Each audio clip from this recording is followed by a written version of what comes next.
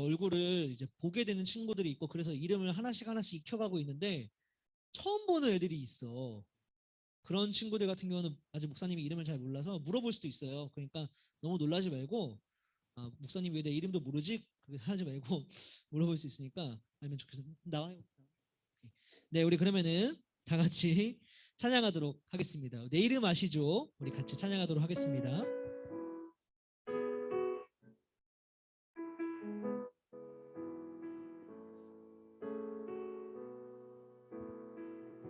나를 지으신 주님, 나를 지으신 주님, 내 안에 계셔.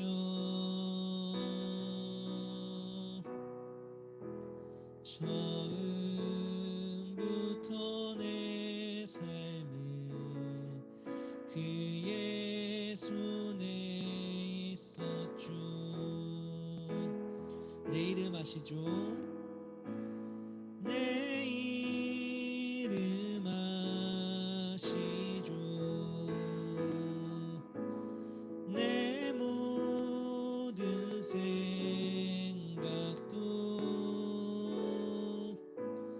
내 흐르는 눈물 그가 닦아 주셨죠.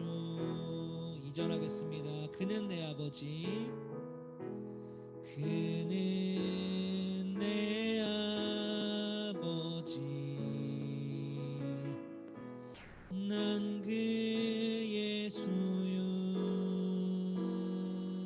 내가 어딜 가든지, 내가 어딜 가든지 날 떠나지 않죠. 내 이름 아시죠? 내 이름 아시죠? 내 모든 생각도 아바라 부를 때 그가 들으시죠. 내 이름 아시죠? 내 이름 아시죠? 내 모든 생각도 아바라 부를 때 그가 들으시죠. 우리 이어서 내 모습 이대로 찬양하겠습니다. 내 모습 이대로 사랑하시네. 연약함 그대로 사랑하시네. 나의 모든 발걸음 주가 하시나니 날 인도하소서. 내 모습 이대로 사랑하시네. 연약함 그대로 사랑하시네. 나의 모든 발걸음 주가 하시나니 날 인도하소서. 주의 날개 아래 거하는 것, 주의 임재 안에 거하는 것, 나의 가장 큰 소망, 나의 가장 큰 은혜. 주와 함께 동행하느니 주의 날개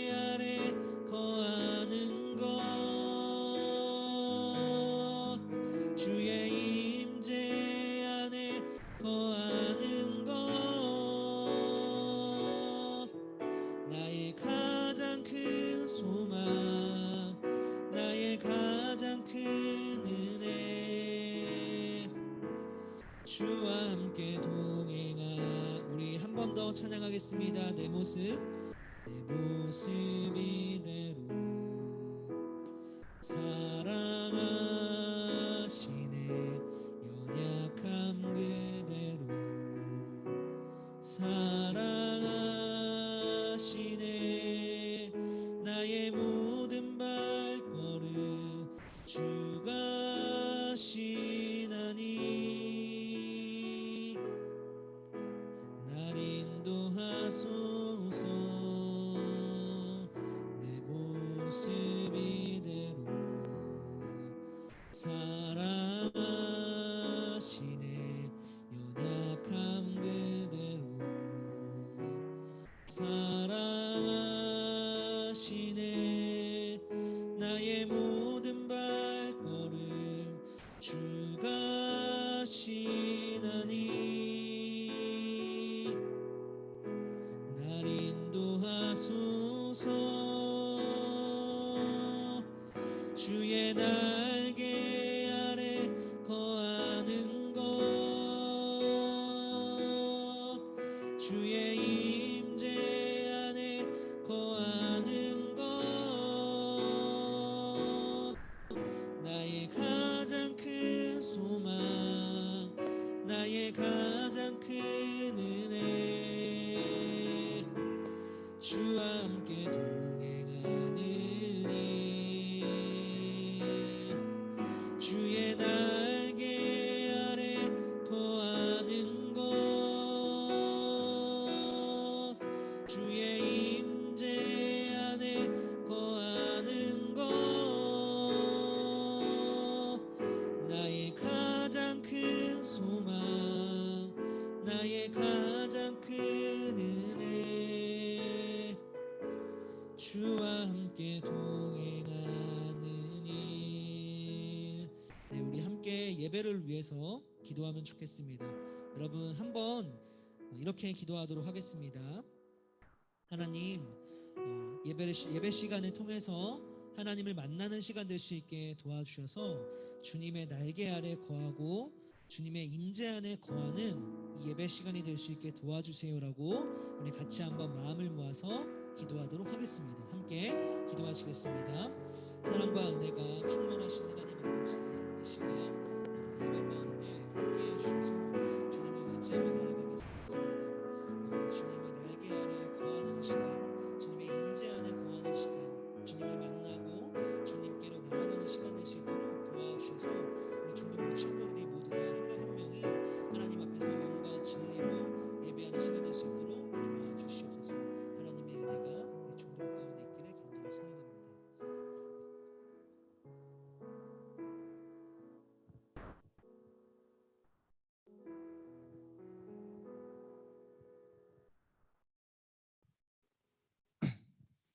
기도하시겠습니다. 하늘에 계신 하나님 아버지, 이번 한 주간도 주 안에서 영광 누리며 살아갈 수 있게 해주심에 감사드립니다. 주님께서 주신 은혜와 성령 충만한 삶을 살아가며 온전히 주님만을 바라보고 찬양하는 중등부 친구들 되길 소망합니다. 주님, 또한 아직 코로나19로 인해서 예배당으로 나와 주님께 온전한 시간을 드리지 못하는 친구들이 있습니다. 부디 코로나19가 하루빨리 종식되어서 우리 모두가 주님 앞에 나와 찬양과 예배, 기도를 드릴 수 있도록 하여 주시고 그리하여 주님께 담대하게 나아가길 원합니다.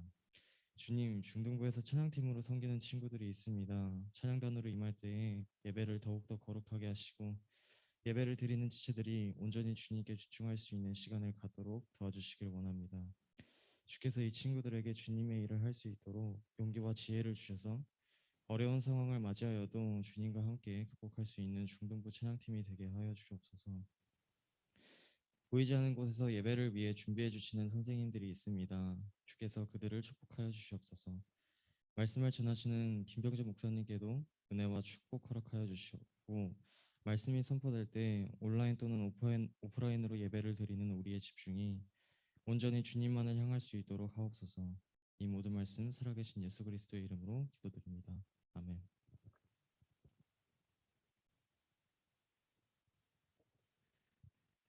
네, 우리 모인 헌금을 놓고 함께 찬양하도록 하겠습니다. 이거 건반 소리가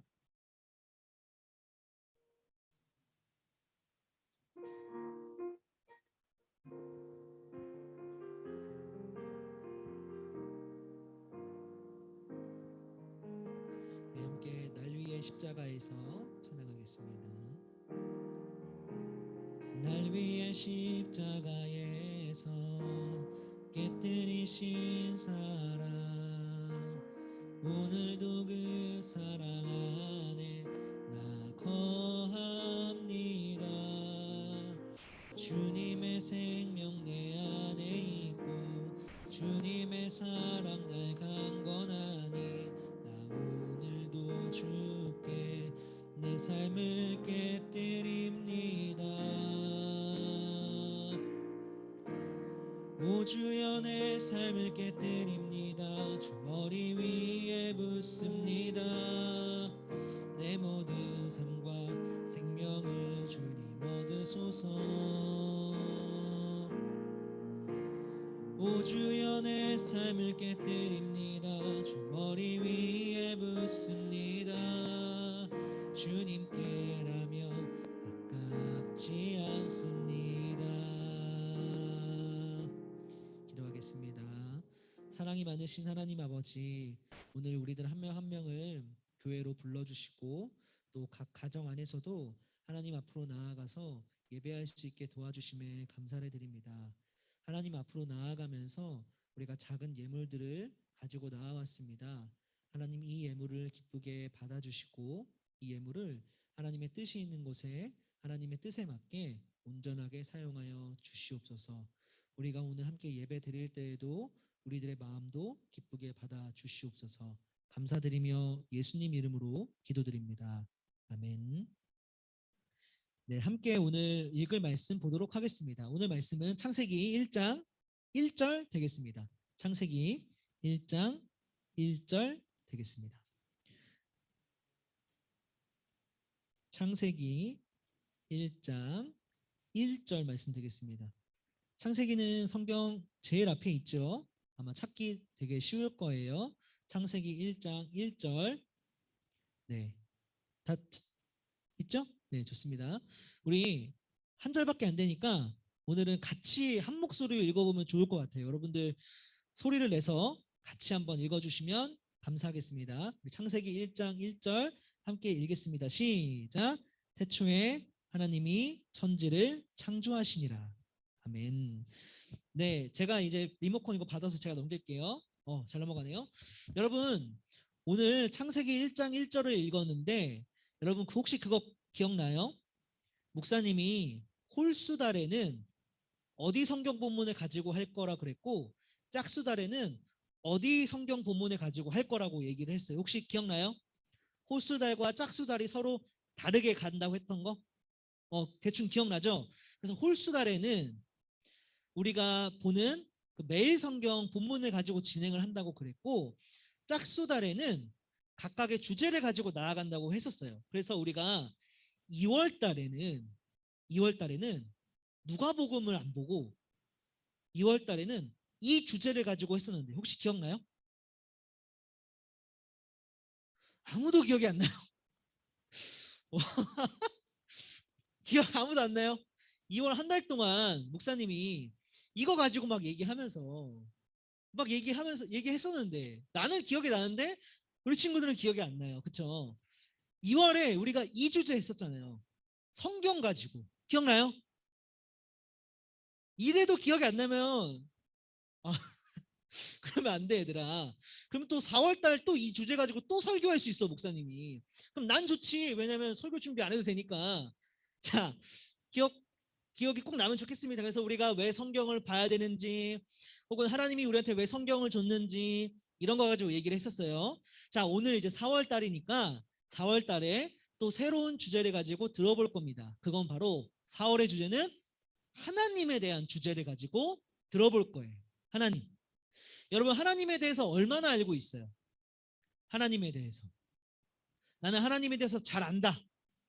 나 혹은 잘 모른다. 아마 대부분의 친구들이 하나님에 대한 이야기는 많이 들어봤을 거지만 하나님에 대해서 하나님 설명하라고 하면은 아마 막 잘 설명할 수 있는 친구는 많지 않을 거예요. 그래서 오늘 우리가 이 4월 한 달 동안 하나님에 대해서 조금 더 잘 알아가면은 분명히 우리들 신앙에도 너무나도 유익한 시간이 될 거니까 우리 친구들 잘 따라와 주면 좋겠어요. 특별히 여러분 하나님에 대해서 얘기할 때 우리가 반드시 이해하고 그리고 믿고 받아들여야 하는 부분이 있는데 그게 뭐냐면 창조라는 주제예요. 오늘 우리가 읽은 말씀도 태초에 하나님이 천지를 창조하시니라 라는 말씀이었죠. 여러분 근데 이 말씀이 믿어져요? 혹은 정말 마음으로 잘 이렇게 와닿나요? 목사님 개인적으로는요, 성경을 잘 믿지 않았고 그리고 교회를 잘 다니지 않았던 이유 중에 하나가 바로 이 말씀 때문이었어요. 왜냐하면 학교에 가면요, 학교에서는 세상은 창조되었다고 가르쳐요? 아니면 세상은 저절로 진화되었다고 가르쳐요? 저절로 진화됐다고 가르치죠. 근데 교회에서는 창조되었다고 가르치니까 학교가 가르치는 거랑 교회가 가르치는 거랑 서로 다르다 보니 목사님 개인적으로는 둘 중에 누가 맞는 말이지? 라는 의문이 들었고 개인적으로는 그래서 교회가 틀렸고 학교가 맞다라고 생각을 했어요. 중학교, 고등학교를 다닐 때. 그래서 여러분들 중에도 아마 이런 친구들이 있을걸요. 어렸을 때부터 교회를 다녔던 말던 상관없이 창조가 맞는지 진화가 맞는지에 대해서 고민하고 그리고 궁금한 친구들이 분명히 있을 거예요. 한번 이 질문을 하고 싶어요. 여러분, 과학은 그래서 우리가 그 신앙과 신앙의 갈림길에 설계 될 때 과학의 영역에 있어서 많이 회의감을 갖게 되는데 여러분 생각했을 때 과학은 무신론과 더 상관이 있는 것 같아요? 아니면 종교, 믿음과 더 상관이 있는 것 같아요? 과학은 어느 부분에 손을 들어주는 것 같아요? 무신론 아니면 종교? 과학은 무신론 편인 것 같다, 손. 그래요. 아니다, 과학은 종교의 편인 것 같다, 손. 네, 우리 줌에 있는 친구들 모르겠지만 현장에 있는 친구들은 죄다 과학은 무신론 편인 것 같다라고 손을 들었어요. 저도 그렇게 생각을 했습니다. 저도. 근데 여러분, 그래서 혹시 이 사람 아나요? 리처드 도킨스라는 사람 혹시 아는 사람? 아무도 몰라. 자, 리처드 도킨스라고 이 시대에 제일 알아요, 은찬이? 혹시 이 사람이 무신론자예요? 아니면 종교인이에요? 맞아요. 무신론자입니다. 리처드 도킨스는 21세기에 세상에서 제일 유명한 무신론자예요. 이 사람은 진화생물학자예요. 과학자입니다. 진화생물학자인데 이 이기적 유전자란 책에서 뭐라고 얘기했냐면은 생물은 진화되었다. 그 어디에도 신의 흔적은 없었다. 라고 얘기를 했습니다. 이 책에서.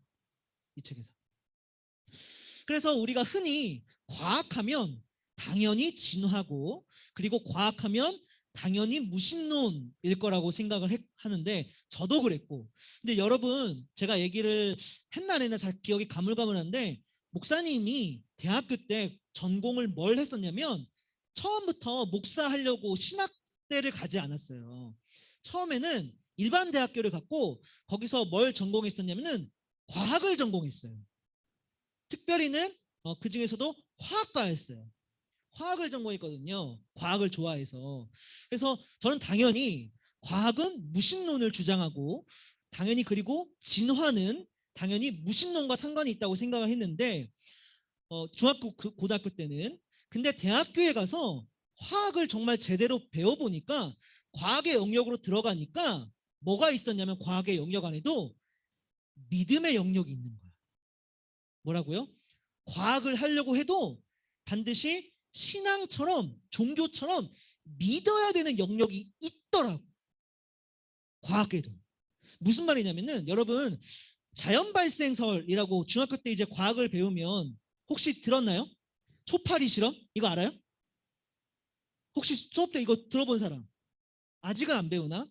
여러분 우리가 흔히 음식물 쓰레기나 아니면 이런 바나나 같은 거를 그냥 일반 상태에 두면 여기에 뭐가 생기죠? 벌레가 생기죠. 초파리나 미생물, 부더기 같은 게 생깁니다. 그래서 옛날 사람들은요, 뭐라고 생각했냐면은, 이런 미생물이나 초파리는 자연 발생한다. 저절로 생겨난다. 라고 믿었어요. 그래서 이거를 자연 발생설이라고 아마 여러분들이 아마 학교에서 이제 배울 겁니다. 근데 이게 과학적으로 깨지게 되는데 1500년대, 1600년대 넘어와서 어떤 실험을 하게 되냐면은 이런 실험을 하게 돼요. 잘 보이나요? 그래서 똑같이 음식물 쓰레기를 두고 하나는 마개를 열어놓고 하나는 마개를 닫아놔요. 만약에 생명체가 저절로 자연 발생한다면 이 두 개 안에 뚜껑이 닫혀있든 뚜껑이 열려있든 똑같이 발생을 해야 되겠죠. 그런데 실험을 해봤더니 뚜껑이 열려있는 쪽에서만 벌레가 발생을 했고 뚜껑이 닫혀있는 쪽에서는 전혀 벌레가 발생하지 않았어요. 그래서 이 실험을 이후로 자연 발생하지 않는다라는 게 결정이 됐어요. 결론이 났어요. 그래서 과학적으로 생명체는 그게 미생물이 됐든 아니면 초파리가 됐든 뭐가 됐든 저절로 발생하지 않는다라는 게 과학의 전제 조건이에요. 아마 여러분들도 이거에 다 동의할 겁니다. 무생물에서는 유생물, 생명체가 발생할 수가 없습니다. 그렇죠? 그런데 여러분 중학교, 고등학교 때 이거를 당연히 믿고 받아들였는데 당연하지라고 생각했는데 대학교에 와서 과학을 더 공부하다 보니까 이상한 게 있는 거예요. 여기에. 뭐가 이상하냐? 여러분 정말 이게 맞는데 그러면 이 지구상에 있는 이 모든 생명체는 어떻게 발생한 거죠? 과학에서는요. 아무것도 없을 때 빅뱅으로 인해서 이 우주가 만들어졌다고 합니다. 그때 그렇게 해도 다 전부 다 뭐예요? 무생물이에요. 그쵸? 근데 이 지구상에 있는 이 많은 생명체는 어떻게 생겨난 거죠? 그러면 어쨌든 과학에도 무생물에서 유생물, 생명체가 나오는 시작점이 있다라는 거예요. 그 시작점은 과학으로도 설명할 수가 없어요. 그래서 과학자들이 어떻게 하는지 알아요? 이 영역에 있어서는 모른다. 과학적으로 불가능한 일이 발생했다라고 믿어요. 믿는 거야. 이해돼요? 무슨 말인지? 아까 목사님이 얘기했죠? 과학에도 믿음의 영역이 필요하다라고 얘기했던 거. 과학에도 믿음의 영역이 필요한 거예요. 그래서 저는요. 이런 걸 알아봤더니 과학자들은 아까 우리 친구들이 과학은 무신론과 더 상관이 있다라고 생각을 한다고 생각했잖아요. 그런데 그래서 과학자들은 당연히 다 종교가 없을 거라고 생각했는데 아니에요. 대학에 가서 공부를 해봤더니 과학자들 중에도 종교를 갖고 있고 특별히 기독교를 갖고 있는 사람들도 되게 많다라는 거.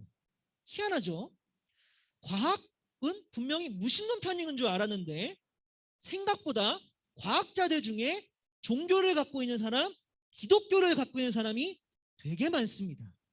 되게 많아요. 그리고 아까 우리가 진화생물학자인 아까 리처드 도킨스라는 이 사람 진화생물학자이기 때문에 당연히 신은 없다라고 주장을 하는 이 사람을 봤는데 저는요 신기한 것도 봤어요. 뭘 봤냐면요 진화생물학자인데요. 이 사람은요 진화생물학자예요. 그리고 프란시스 콜린스라는 사람입니다. 근데 이 사람이 얼마나 대단한 사람이냐면 여러분 혹시 게놈 프로젝트라는 말 들어봤어요? 처음 들어봐요?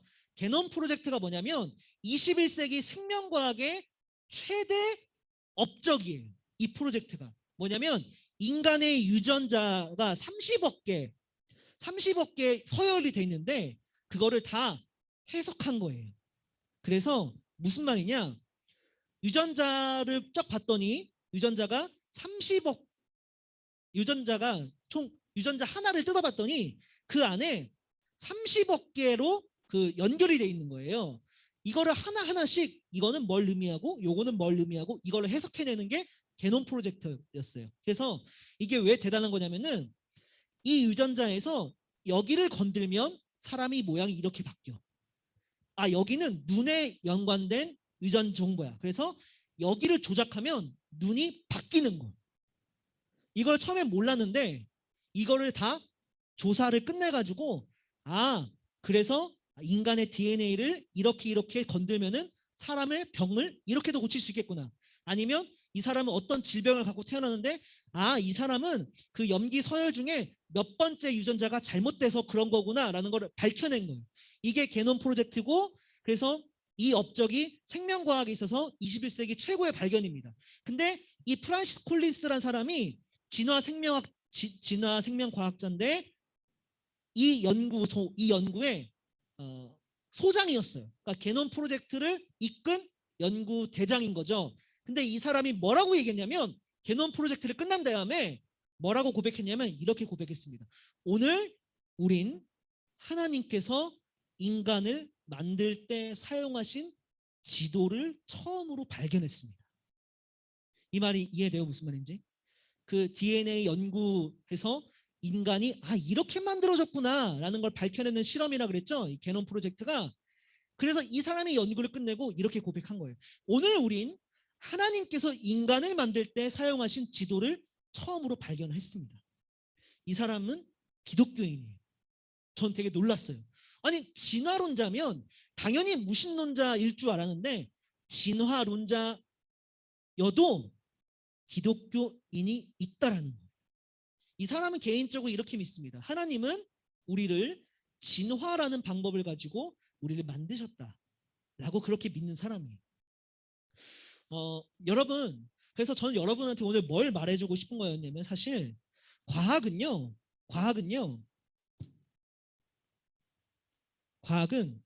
무신론과 아무런 상관이 없어요. 과학을 가지고 무신론자가 될 수도 있고요. 리처드 도킨스처럼 과학을 해도요. 이 프란시스 콜린스처럼 기독교인, 종교인이 될 수 있습니다. 과학은 무신론 편도 아니고 종교의 편도 아니에요. 누구의 편도 아니에요. 단지 그 사람이 결정하는 거예요. 저는 그래서 여러분들하고 오늘 무슨 얘기를 하고 싶냐면은 과학자들 중에서도 이런 프란시스 콜린스처럼 이 세상을 그저 저절로 만들어졌다고 보기보다는 아까 믿음의 영역이 있다 그랬죠. 과학에도 믿음의 영역이 그 믿음의 영역을 가지고 이 세상을 하나님이 만들었다라고 보고 있는 사람들이 있어요. 그 사람들이 어떻게 이 세상을 설명하는지를 좀 같이 보려고 해요. 그래서 자 여러분 한번 요거 한번 봅시다. 자 여러분 이 바닷가의 해변인데 이 해변은 저절로 만들어졌습니까? 아니면 누가 이렇게 조성을 했습니까? 좀 예쁘긴 하죠. 예쁘긴 한데 보니까 여기 이런 뭘까요? 요거 여기 이런 뭐 이게 배인가? 이게 잘 안 보이네. 뭐니 이게? 근데 뭐가 있는데 자 저런 모래사장이 꼭 인간이 개입을 해야 저렇게 만들어져요? 아니면 저절로 도도 저렇게 만들어져요? 그냥 도도 저렇게 만들어지죠. 그렇죠? 자 그러면 똑같은 조건을 가지고 똑같은 재료를 가지고 봅시다. 자 이거는 자 바닷가에 똑같이 모래로 만들어진 건데 자 이거는 누가 저렇게 저렇게 해야 만들어져요? 아니면은 가만히 있어도 이렇게 만들어져요? 네? 그쵸? 누구 보세요. 자 여기에 이 재료가 똑같죠? 똑같은데 이거는 저절로 만들어질 수 있는데 이거는 저절로 만들어질 수 없어요. 왜요? 왜 여러분 왜 그렇게 생각했어요? 재료가 똑같은데 왜 이거는 이건 저절로 만들어졌어요. 아니요 이거는 누가 만들었어요. 왜 그렇게 판단한 거죠? 말로 설명하기 어렵지만 제가 설명할게요. 왜냐하면 여러분들이 딱 봐도 이거는 복잡하니까 그런 거예요.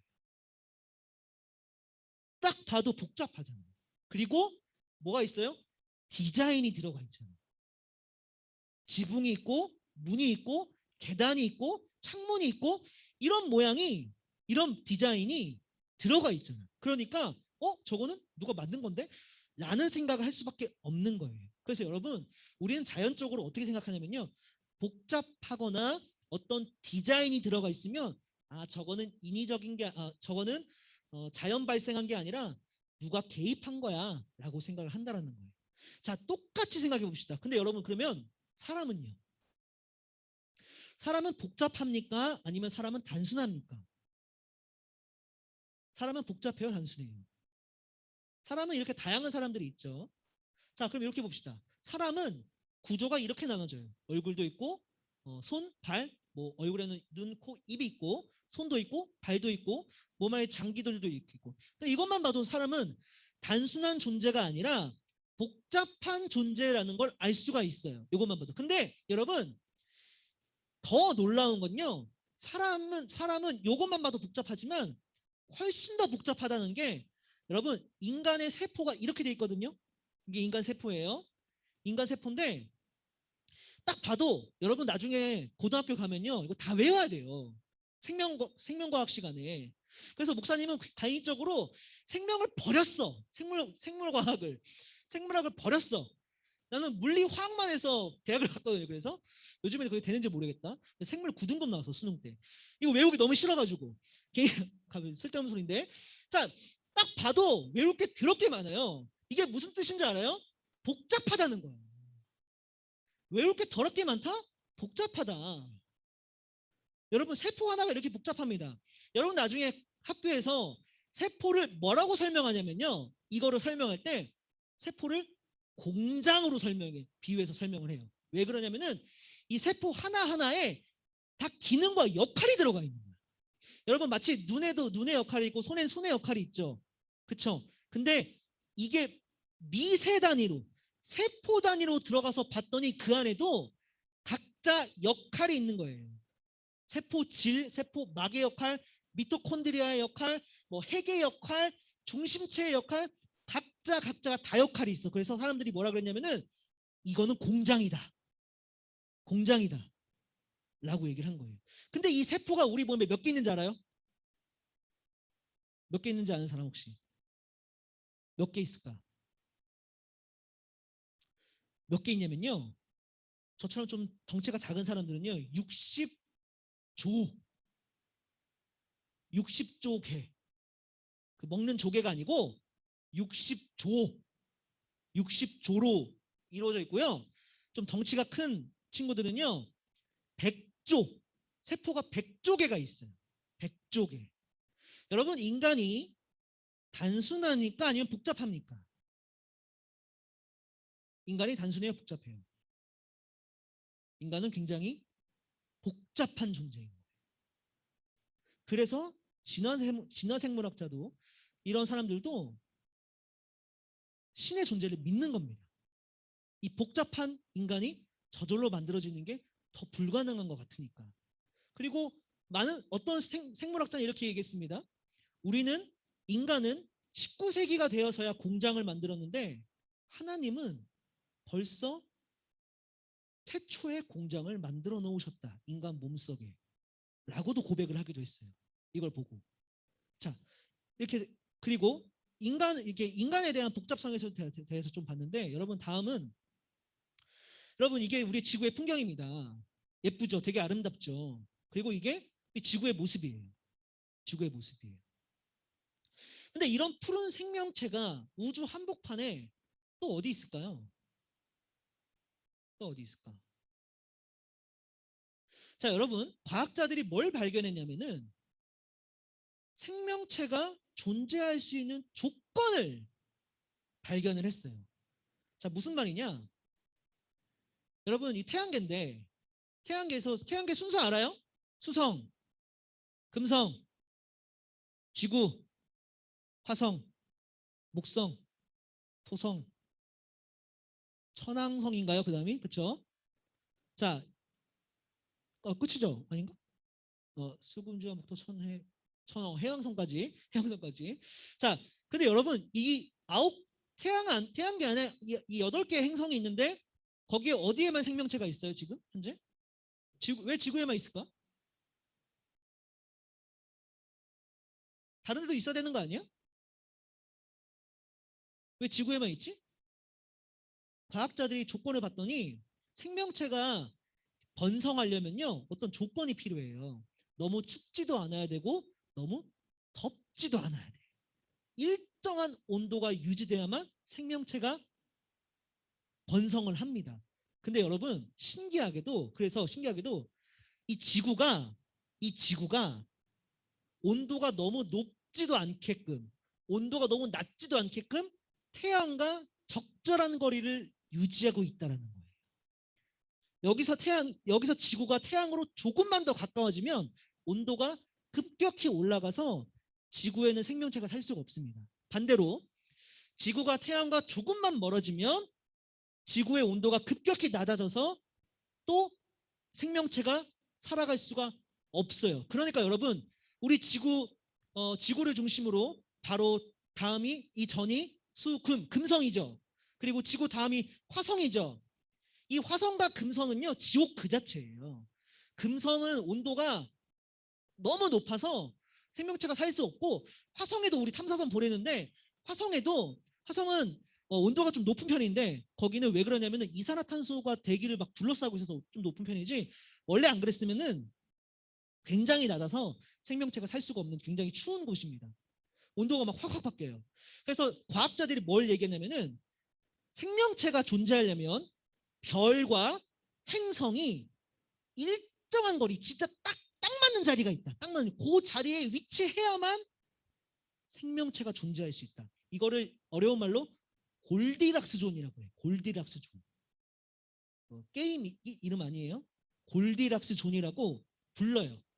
그래서 어떤 과학자는 이걸 보고 이렇게 얘기했습니다. 자연은 놀랍게도 생명체의 우호적이다. 마치 위대한 설계자가 존재하는 것 같다. 라고 얘기를 했다는 거예요.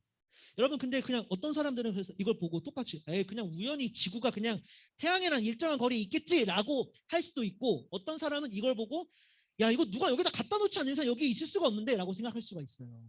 저는 근데 개인적으로는 후자 이쪽이에요. 왜냐면요, 여러분, 제가 뭘 하면서 느끼냐면은, 여러분 지금 우리 이렇게 해서 지금 마이크로 목소리 나가고 있죠. 그리고 이 목소리가 지금 온라인을 통해서도 그 줌으로도 나가고 있습니다. 근데 여러분 그거 알아요? 이 소리 맞추는 거 생각보다 어려운 거? 적절한 소리. 여러분 여기서 만약에 피아노 소리도 그렇고, 우리 나중에 찬양팀 더 하면은 이제 드럼, 뭐 베이스, 일렉, 뭐 세컨까지 해가지고 다 할 겁니다. 근데 뭐 한 5개, 6개 넘는 악기가 같이 조율을 이루려면은 어떤 소리가 너무 커도 안 되고 어떤 소리가 너무 작아도 안 돼. 적절한 소리를 잡아야 돼. 그걸 어디서 잡는지 알아요? 저 뒤에 가면 믹서기가 있어요. 각각의 소리를 잡아주는 믹서기가 있어요. 그래서 듣고 미세 조정을 해가지고 맞추는 거야. 이것만 맞추는 줄 압니까? 온라인으로도 이게 송출돼야 되기 때문에 온라인 소리도 또 미세 조정을 해야 돼. 그래야만 딱 맞는 소리가 나오는 거야. 여러분 만약에 여러분이 중등부에 왔는데 악기를 켜고 연주를 막 우리가 했는데 소리가 너무 잘 맞아. 그러면 뭐라고 생각하는 게 합리적일까요? 저절로 조정이 됐구나. 아니면 야, 우리 전에 누가 와서 선생님이 만져놨나 봐 라고 생각을 하는 게 합리적이에요? 뭐가 더 합리적이에요? 누군가가 조정을 했구나 라고 생각을 하는 게 저는 더 합리적이라고 생각을 합니다. 과학자들도 마찬가지. 어떤 과학자들은 그래서 이걸 보고 그렇게 판단하는 겁니다. 생명체가 행성이 조금만 별과 가까워져도 안 되고 조금만 멀어도 안 되는 정확한 지점에 박혀 있는 게, 이게 과연 저절로인가 아니면 누가 여기다 박아놓은 건가 라고 했을 때, 어떤 과학자들은 저절로지, 아니 어떤 과학자들은 아니지, 그게 어떻게 그래, 누가 박아놓은 거지 라고 생각을 한다라는 거예요. 여러분들도 한번 이 부분을 고민해보면 좋을 것 같아요. 자, 목사님이 왜 이렇게까지 얘기하냐? 하나님 얘기 오늘 사실 안 했죠? 하나님 얘기한다 그랬는데 과학 얘기만 잔뜩 한 것 같아요. 근데 여러분 왜 그러냐면요, 우리가 이 말씀을 받아들이지 않고는 성경을 믿을 수가 없기 때문에 그렇습니다. 여러분, 성경이 제일 처음 시작이 뭘로 시작합니까? 이거죠. 태초에 하나님이 천지를 창조하시니라. 여러분, 만약에 이 말이 거짓말이라면 그 뒤에 말들 받아들일 이유가 있어요, 없어요? 필요 없죠. 이 말이 거짓말인데 그 뒤에 무슨 말이 적혀 있든 그게 무슨 상관이야. 만약에 이 말이 거짓말이면 여러분들이 오늘도 찬양하고 계속해서 찬양해왔던 예수님이 우리를 위해서 죽었습니다라는 그 말이 소용이 있어요, 없어요? 소용없어요. 예수님이 나를 위해서 죽었습니다라는 거를 믿고 받아들이려면 가장 전제 조건은 태초에 하나님이 천지를 창조하시니라라는 말을 먼저 믿고 받아들여야 돼요. 제가 여러분들한테 근데 이렇게 열심히 설명한 이유는 목사님이 중학교 고등학교 때 과학을 오해해서 과학은 당연히 무신론이지, 과학은 당연히 진화지 라고 하면서 기독교가 얘기하는 창조를 배척했기 때문에 혹시라도 여러분들 중에 그런 친구들이 있을까봐 이 부분에서 얘기를 한 거예요. 이해가 돼요? 중요한 부분이 있습니다. 여러분, 이 얘기 하나 하고 마칠게요. 이게 왜 중요한지, 태초에 하나님이 천지를 창조했다는 얘기가. 여러분, 포드란 사람이 있어요. 이것부터 얘기하면 안 되는데. 여러분, 어떤 자동차 정비사가 차를 몰고 가다가 차가 고장이 나서 멈춰서 서서 차의 본네트를 열고 봤습니다. 그래도 나름 차 정비사기 때문에 차를 고칠 줄 알았는데 열고 뜯어놓고 봐도 못 고치는 거예요. 그럼 막 낑낑대고 있는데 자기 옆에 웬 할아버지가 오더래. 웬 할아버지가 오더니만 자기가 좀 봐도 되겠니 그 차를. 그래서 할아버지 됐다고, 제가 자동차 정비사라고, 됐다고 하고 무시하고 계속 고치려고 하는데 안 고쳐지는 거야. 근데 할아버지가 계속 그걸 보고 있었다라는 거죠. 나중에 할아버지가 내가 한번 도와주고 싶다고 하면서 그 사람을 비키게 한 다음에 건드렸는데 차가 고쳐졌어요. 시동이 걸린 거야. 정비사가 놀라서 물어봤습니다. 아니, 할아버지 도대체 누구시냐고. 이 할아버지가 뭐라 그랬냐면, 내가 바로 이 자동차를 설계한 포드입니다. 그러니까 헨리 포드, 혹시 포드 들어봤어요? 처음 포드라는 자동차 회사가 있어요. 그 사장님 이름 따서 만든 거예요. 그 회사가. 그 포드 자동차 그 회사 그 사장님이 자기가 직접 설계한 차니까 고친 거죠. 여러분, 자동차가 여러분, 이 자동차에 대해서 가장 잘 아는 사람은 그 자동차의 주인인 정비사가 아니라 이 자동차를 설계한, 직접 만든 그 할아버지. 맞죠? 그쵸?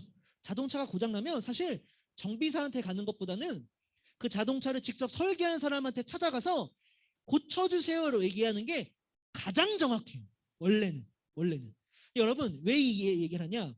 여러분, 우리들도 다 사실 고장나 있기 때문에 그래요. 이런 말 하면 여러분들 기분 나쁠 수도 있는데 우린 다 어딘가 고장나 있습니다. 나를 포함해서, 저를 포함해서 우리들은 다 고장나 있어요. 고침받아야 돼요. 죄에 빠져 있을 수도 있고요. 뭔가에 중독되어 있을 수도 있고요. 마음에 상처가 있을 수도 있고, 남들에게 얘기할 수 없는 어떤 아픔으로 인해 고장나 있는 게 사실 우리들의 모습이야. 그럼 우리 고쳐져야지. 우리 다시 회복해야지. 그럼 어디로 가야 돼? 어디로 가야 정확한 진단을 받고 치유받을 수 있습니까? 어디로 가야 될까요?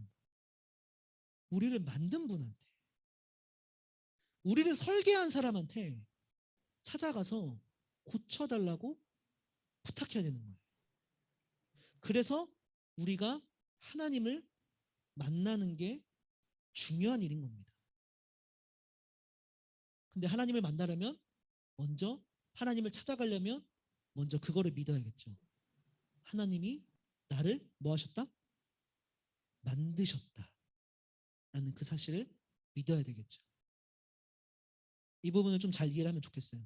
그래서 여러분들 꼭 태초에 하나님이 천지를 창조하시니라 라는 이 말씀을 마음 가운데 받아들이고, 여러분들 삶 가운데 하나님 앞으로 찾아가서 하나님께 내 삶을 만져달라고, 고쳐달라고 고백하는 은혜가 우리 중동부 가운데 반드시 있으면 좋겠습니다. 우리 함께 기도하고 마무리하도록 하겠습니다. 여러분, 오늘 처음으로 이제 4월달 하나님에 대해서 처음 들어보는 시간을 가졌습니다. 오늘 중요한 건 뭐 리처드 도킨스가 누구고, 뭐 프란시스 콜린스가 뭐고, 게논 프로젝트가 뭐고, 사실 이런 거 안 중요해요. 그냥 이해하기 위해서 말한 겁니다. 정말 중요한 건 하나입니다. 태초에 하나님이 천지를 창조하시니라. 이것만 잊지 않고 돌아가면 좋겠습니다. 믿었으면 좋겠어요. 혹시 여러분들 가운데 아직 믿음이 없거나 아직 연약한 가운데 있다면 이렇게 기도하면 좋겠습니다. 하나님, 제가 하나님이 나를 만드셨다는 사실을 믿을 수 있도록 나에게 믿음을 주시고, 이게 첫 번째. 두 번째로는 내가 나를 만드는 하나님 앞으로 나아가는 은혜가 내 삶 가운데도 있도록 도와주시옵소서. 꼭 기억하고 두 가지입니다. 하나님이 나를 만들었다는 사실을 믿을 수 있도록 도와주세요. 두 번째, 하나님, 제가 그러니 그 하나님 앞으로 나아갈 수 있도록 도와주세요. 라고 우리 같이 한번 마음을 모아서 기도하도록 하겠습니다. 함께 기도하겠습니다. 사랑과 은혜가 충만하신 하나님 아버지, 오늘 우리가 함께 창세기 1장 1절 태초에 하나님이 천지를 창조하시니라 라는 말씀을 읽고 하나님이 이 세상을 만드신 부분에 대해서 우리가 함께 고찰하고 생각하면서 나눠보는 시간을 가졌습니다. 하나님, 하나님이 우리를 만드셨기에 우리가 하나님 앞으로 나아가야 함을 고백합니다. 하나님, 우리는 어딘가 모두 다 고장나 있습니다. 하나님, 죄악 가운데, 하나님 중독 가운데, 하나님 아픔과 슬픔 가운데, 상처 가운데 하나님 무너져 있는 것이 우리들의 모습입니다. 그러하오니 하나님, 우리가 하나님 앞으로 나아갈 때 우리를 만져주시고 우리를 다시 고쳐 주옵소서. 그래서 우리가 회복될 수 있도록 다시 하나님의 형상으로 고쳐질 수 있도록 아버지 은혜를 더하여 주시옵소서. 중동부 친구들에게 반드시 그 은혜를 허락하여 주옵소서. 사랑과 은혜가 충만하신 하나님 아버지, 오늘 우리가 함께 창세기 1장 1절을 읽고 태초에 하나님이 천지를 창조하시니라 라는 말씀을 같이 나누는 시간을 가졌습니다. 하나님, 우리 친구들 한 명 한 명이 하나님이 나를 만들었다는 사실을 꼭 믿음으로 받아들일 수 있도록 도와주시옵소서. 세상은 우리에게 신은 없다라고, 이 세상은 저절로 만들어졌다라고 많이들 얘기하지만 실상은 그렇지 않고 믿고 살아가는 사람들도 굉장히 많다는 사실을 우리 친구들 꼭 기억할 수 있도록 도와주시고, 나를 만드신 하나님 앞으로 찾아가는 은혜가 반드시 있을 수 있도록 은혜를 더하여 주시옵소서. 감사드리며 예수님 이름으로 기도드립니다. 아멘. 네, 우리 함께 주기도문으로 중동부 예배를 마무리하도록 하겠습니다. 시작. 하늘에 계신 우리 아버지, 아버지의 이름을 거룩하게 하시며 아버지의 나라가 오게 하시며 아버지의 뜻이 하늘에서와 같이 땅에서도 이루어지게 하소서. 오늘 우리에게 일용할 양식을 주시고 우리가 우리에게 잘못한 사람을 용서하여 준 것 같이 우리 죄를 용서하여 주시고 우리를 시험에 빠지지 않게 하시고 악에서 구하소서. 나라와 권능과 영광이 영원히 아버지의 것입니다. 아멘. 네, 광고하도록 하겠습니다. 오늘 첫 번째 광고는 이겁니다. 현장 예배가 계속 지속됩니다. 그래서 오늘은 2학년이 나오는 주간이었어요. 다음 주에는 3학년이 나올 수 있는 주간이니까 우리 3학년 친구들 중에 현장에 오고 싶은 친구들은 부모님께 허락을 받고 나와주시면 감사하겠습니다. 그리고 두 번째로는 여러분, 2부 예배가 지금까지는 온라인으로만 진행을 했어요. 근데 2부 예배도 현장 예배를 진행하려고 합니다. 그래서 여러분들 중에 혹시 부모님이 10시 예배가 아니라 12시 예배 드리는 분들도 있죠? 현장에 나와서. 그때 가능하다면 12시 중등부에서도 현장 예배를 드리니까 그때 같이 나와서 현장 예배를 드리면 좋겠어요. 단 그때는 현장 예배 장소가 여기 중등부실이 아니라 본관의 3층 소그룹실에서 진행을 할 거예요. 왜냐하면 여기서는 중등부 찬양팀이 연습을 하고 있어서 여기서 예배드리기가 힘들어서 3층 본관에 본관 3층으로 올라가면 소그룹실이 있어요. 거기서 할 거니까 우리 친구들 그거를 기억을 하면 좋겠습니다. 그래서 혹시 위치를 잘 모르겠으면은 저한테 꼭 연락을 주세요. 목사님, 저 지금 교회에 왔는데 어딘지 잘 모르겠어요 하면 목사님이 알려줄 테니까 꼭 저한테 연락을 해서 우리 12시 현장 예배 드리러 오는 친구들 있으면 같이 현장 예배를 드리면 좋겠습니다. 네, 그리고 마지막 광고 하나 더 있는데 이거는 부장님이 해주시도록 하겠습니다.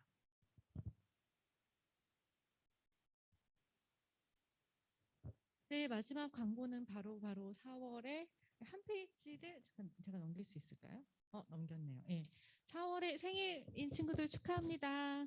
1학년 노현민 학생 생일이고요. 그리고 2학년 조세인 학생 생일이고 3학년 김가연 안지인 학생 생일입니다. 혹시 조세인 학생 오늘 나왔어요? 안 나왔어요? 네, 온라인으로 아마 참석하고 있을 거라고 생각을 하고 많이 많이 축하드리고 작은 선물 보내드리겠습니다. 네, 이상입니다.